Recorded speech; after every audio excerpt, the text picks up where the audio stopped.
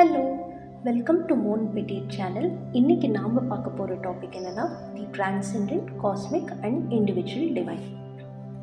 பகவான் ஸ்ரீ அரவிந்தர் இறைவன் நம்மளுக்கு 3 அம்சமாக இருக்காருன்னு சொல்லியிருக்காரு. ஒன்று இண்டிவிஜுவல் டிவைன், ரெண்டாவது காஸ்மிக் டிவைன், அதாவது படைப்பில் வெளிப்படுற இறைவன்.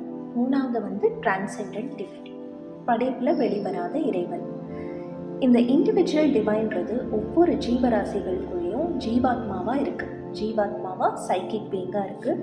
இதுக்கு நம்ம சேவை செஞ்சு இதோட விருப்பத்தை ஒவ்வொரு விஷயத்தையும் நம்ம வெளிப்படுத்தணும். அப்படி வெளிப்படுத்தினா நம்ம அறியாமையிலேருந்து வெளியில் லைட்டை நோக்கி போகும்னு சொல்லியிருக்காரு. ரெண்டாவது காஸ்மிக் டிவைன், அதாவது படைப்பில் வெளிப்படுற இறைவன். இந்த பிரபஞ்சத்தில் மேனிஃபெஸ்ட் ஆகிருக்கிற ஒவ்வொரு விஷயத்துக்கு பின்னாடியும் இதுதான் இருக்குது அப்படின்னு சொல்லியிருக்காரு. மூணாவது டிரான்செண்டன்ட் டிவைன். இந்த டிரான்செண்டன்ட் பீயிங் ரொம்ப ஹைட்ஸில் இருக்குது. ஸோ அதோட உயரத்துக்கு நாமளும் ரைஸ் ஆகி அந்த லைட்டை நம்ம வாழ்க்கையிலையும் நம்ம கான்ஷியஸ்னஸ்லையும் கொண்டு வரணும்னு இவர் சொல்லியிருக்காரு. இதுக்கு நான் ஒரு எக்ஸாம்பிள் சொல்கிறேன். இப்போ ஒரு ஆப்பிள் ட்ரீயோட சீடு எடுத்துக்கலாம். அந்த சீடுன்றது இன்னும் மேனிஃபெஸ்ட் ஆகலை, அதாவது மரமாக உருவெடுக்கலை.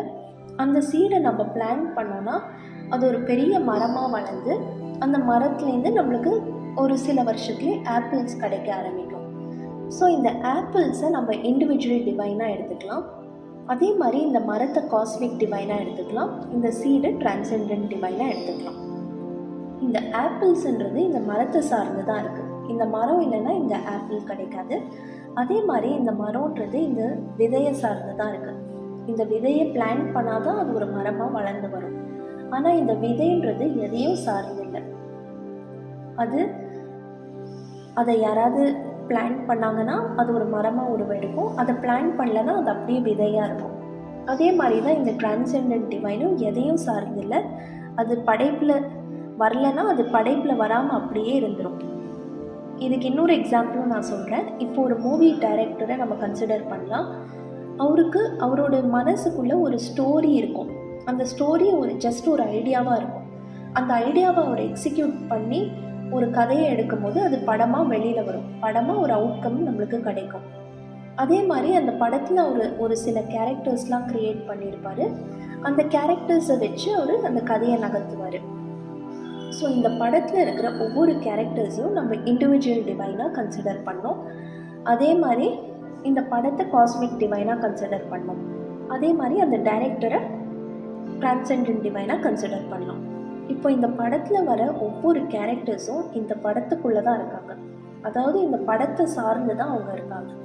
அதே மாதிரி இந்த படம்ன்றது இந்த டைரக்டரை சார்ந்து தான் இருக்குது. ஆனால் இந்த டைரக்டர் எதையும் சார்ந்தில்லை. அவர் படம் எடுத்தாலும் எடுக்கலைனாலும் அவர் எக்ஸிஸ்ட் ஆவார்.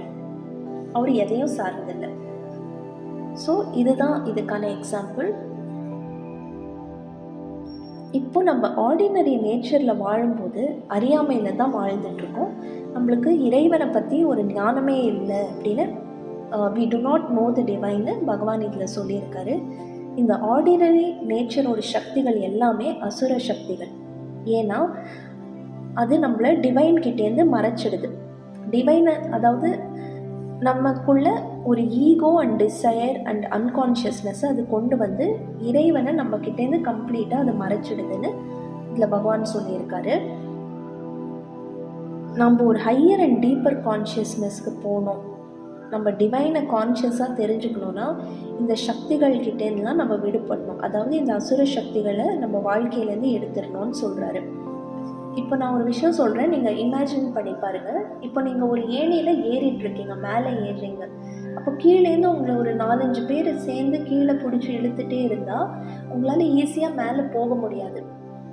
ஸோ அதே மாதிரி தான் நம்ம ஒரு ஹையர் கான்ஷியஸ்னஸை நோக்கி போகும்போது இந்த லோவர் நேச்சர், இந்த லோவர் ஃபோர்ஸஸ் எல்லாமே நம்மளை கீழே நோக்கி இழுத்துகிட்டே இருக்கும். ஸோ நம்ம என்ன பண்ணணும்னா, நம்ம ஹையர் கான்ஷியஸ்னஸ் போகிறோன்னா இந்த கீழே நம்மளை இந்த லோவர் நேச்சர் எல்லாத்தையுமே கம்ப்ளீட்டாக ரிமூவ் பண்ணிடணும். அப்போ தான் நம்மளால் டிவைனை அடைய முடியும் அப்படின்னு சொல்கிறாரு. ஸோ இதுதான் இறைவனை பற்றி ஒரு கான்செப்ஷன், இறைவனை பற்றி ஒரு கான்செப்ட். இங்கேருந்து தான் நம்ம ஆரம்பிக்கணும் அப்படின்னு சொல்கிறாரு. நம்ம கான்ஷியஸ்னஸ்ஸை நம்ம சேஞ்ச் பண்ணால் தான் இந்த ட்ரூத்தை நம்ம ரியலைஸ் பண்ண முடியும்னு பகவான் சொல்லியிருக்காரு. தேங்க்யூ.